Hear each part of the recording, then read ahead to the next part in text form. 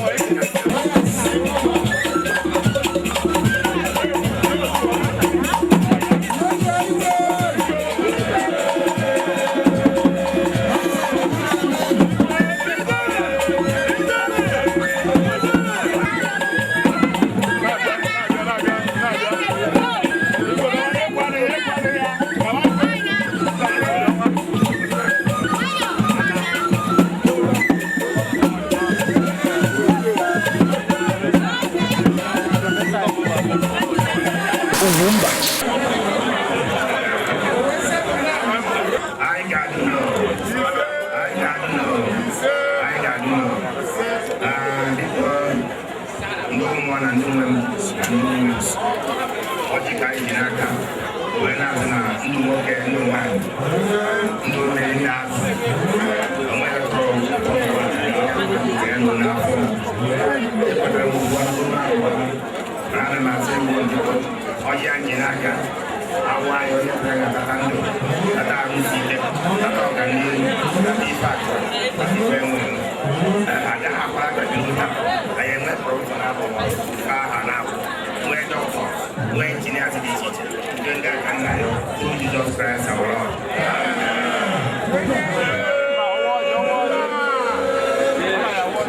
Ndị Igbo anyị na-agwa unu lewe Ugwumba na ndị Igbo kwuru chem.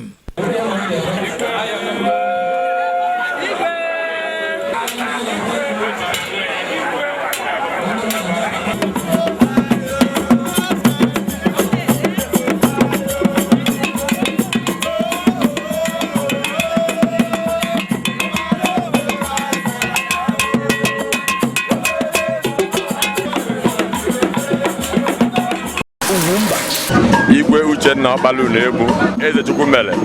Isuọma na Isuanaọma ejesi eme nnukwute ọyị nwoke wụrụkwa igwe na-achị agbata obi m na-agba Ofala ya nke mbụ na mbụ tata. Ihe a na-eme n'akara onyonyo DSTV ihe ndị Igbo na-eri mpeli na ya, ndị obodo ọwụna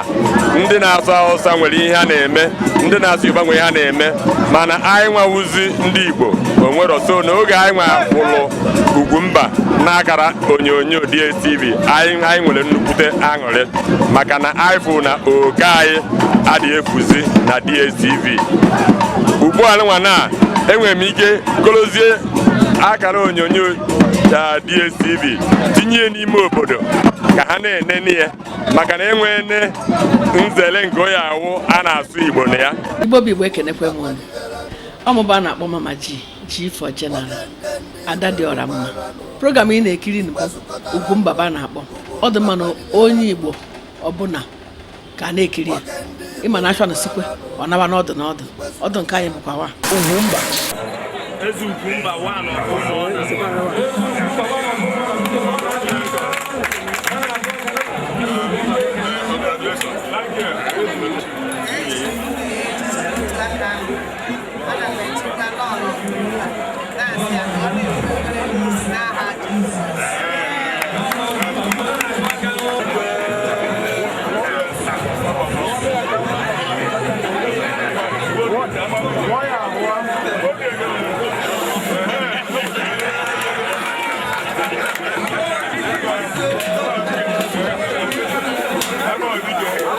Yes, maka na obodo a bụ Umuona bụ obodo Chukwu gọziri. Ihe gbasara Umuona na-amasị m, and by the grace of God aga m eso fụ na Umuona dịka obodo ndị ọzọ mepere emepe.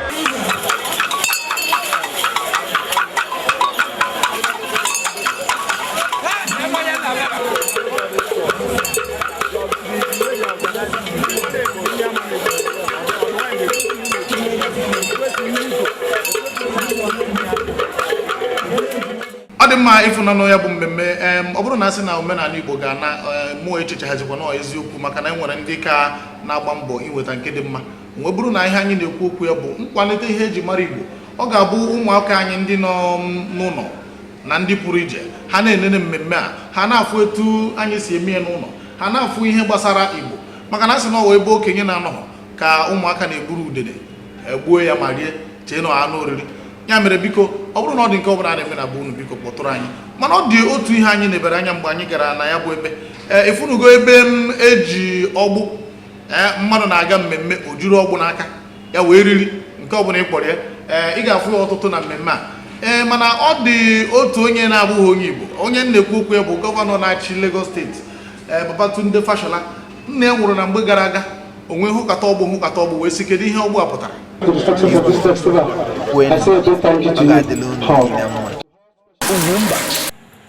The largest head of cattle that I received during my father's burial came from the Indigbos. In fact, when the first cow came and they brought in the rope, my wife was asking me, what is this rope about? But in the fullness of time, we got educated and rope followed rope.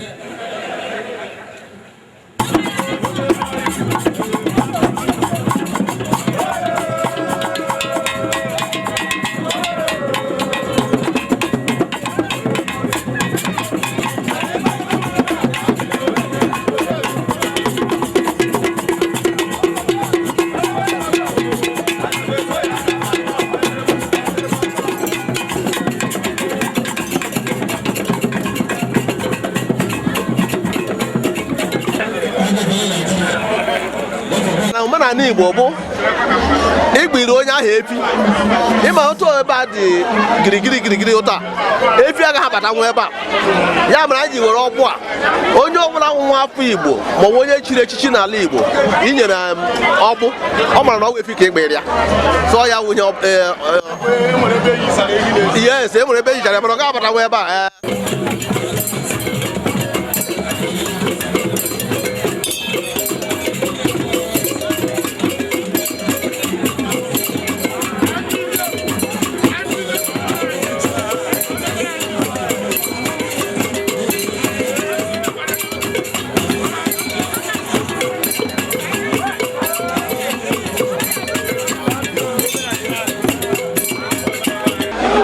Joseph Akachukwu Atado, ana m alụ ọrụ na Sokoto Diocese. Ọ dị maka ihe kpọdatara ha n'Igbo. Onye a na-eche echichi taa bụ ezigbo enyi m. Mụ na ya nọ na mgbe nọ Katsina. Ha nọzọ nkịta ebere n'Ikebi. Ọ sị na ọ na-eche echichi nwa bịa ka m kwado ya. Ọ dị mma ọ na-agwụ ndị mmadụ a na-ekwu Ofala ekwu ihe omenala dị agha eje nọ ikpere arụsị a wee kụzie gị ebe iji ihe n'aka na-agbari egwu gị na kọwatụrụ n'anyị. Omenala nwere nke dị mma nwee nke dị njọ. Ebe na mgbe gboo a na-egbu ejima abịa dozie anya akwụsị igbu ejima.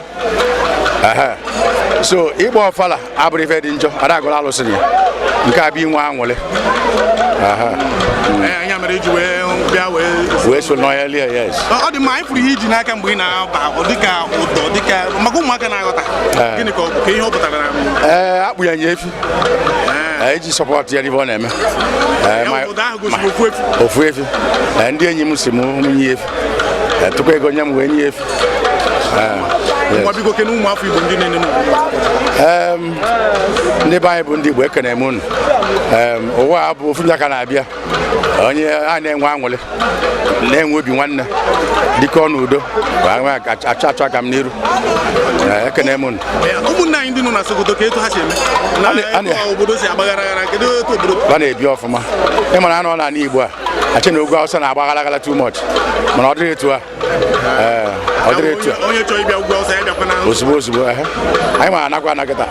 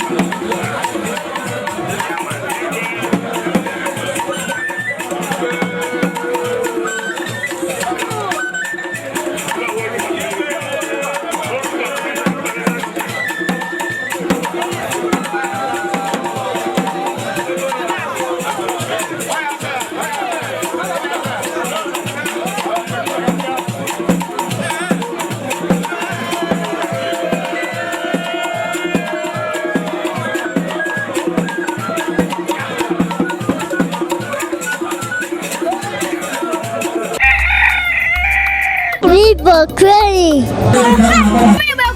Viva kwenu! igwe nke chiri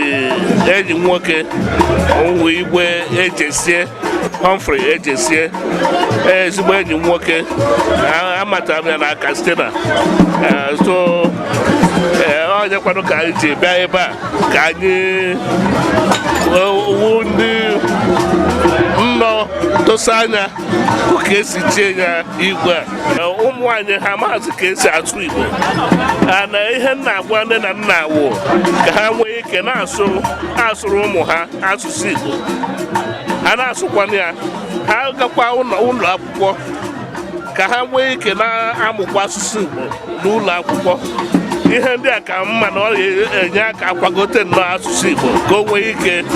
dịkwa ka asụsụ ndị ọzọ ndị Hausa ma ndị Yoruba. Omenala Igbo ị na-anya ma ụmụ ihe niile ọkwa a na-eji oyibo eti mmọnwụ nọ na Igbo ka eji eti mmọnwụ na-eme ihe niile aha and ị na-anya ọdụ n'ụwa niile so Igbo ihe ya eme nṅomi ka onye ọ na-agba mbọ ga-eme ya Igbo ka e were Igbo were bụrụ ihe a ga na-enye eji ama atụ n'ụwa niile.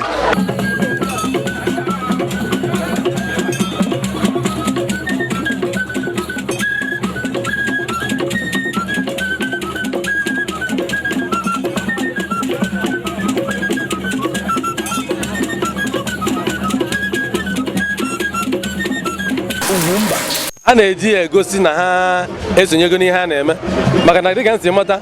igwe ọbụla bụ igwe ịgbabe Ofala ịbụkwa igwe mana izonyechabe mana mgbe ịgbara Ofala amara na isonyego maka na ịgba Ofala ka ndị dị iche iche ga-esi ebe dị iche iche bịa amata dịka otu akịta ụnọ besi kịta abịa ọ bụ na ọ da agba Ofala ụna ama mbịa mana dịka ọ na-agba Ofala kịta ọ na-abịago so Ofala bara uru na omenala ndị Igbo ụfọdụ asị gị na ọkwa nke a bụ ha na-anụ obodo a na-agba ụmụ na mbụ mana dịka n'afọ ndị onye gara aga kịta azị duto na anyị enwego ndị mmadụ ndị na-esenite isi maka ihe na-eme ka a na-anụ afọ obodo bụ ndị nsenitere isi n'ọchịchị Chineke emego amara anyị na-afụ enwe ndị na-esenite isi n'ọchịchị and dịka o sikwasị dị nwanne nwoke bụ onye ọ dịghị achị ọchịchị kama ọ nọkwa n'ọchịchị and dịka o siri dị ọtụtụ ndị mmadụ esigo n'aka ya nụta obodo a na-akpọ Umuona nke a kịta a na-emekwa esigo ebe a na-anụ obodo a na-akpọ Umuona ya nwere omenye na-agbasi mbọ ike otu o siri dị ịbụ mgbe ọbụba igwe ọ na-agbasi mbọ ike ka obodo abụ Umuona ka a na-anụ aha ya n'ụwa niile and ọ na-eme ya. Ofala bụ ọ bụrụ na igwe o nwere ndị na-agba Ofala igwe na-agba Ofala every 2 years nwere ndị na-agba ya kwa afọ 3 nwere ndị na-agba ya dịka etu onye si wee nweta ikike ma ọ bụ ego ma ọ bụ omenala ya nwa nwere ndị na-agba ya kwa arọ mana igwe awụ na-arụ a ka echiri ya etu o si anụ ya ọkụ n'ebe bụrụ mmadụ mmemme o wee sị ka ya gba Ofala n'afọ a so na Ofala bụ ibe eji ama na igwe zuru ezu ọ mmemme eji ama na igwe zuru ezu inwe aṅụrị igozikwa ihe gbasara udo na ọdịmma nke ndị Igbo.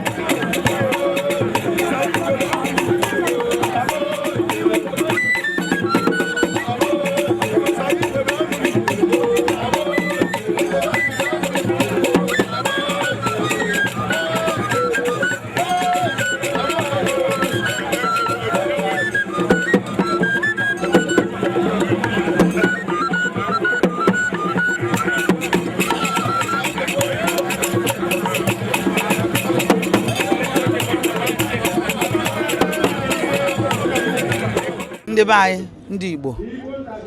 onye agha na nwanne ya jisie n'ike ndewonu Chukwu fụrụ anyị n'anya anyị bụ ndị ezigbo mmadụ n'aha Jizọs ka ọ gọzie ya.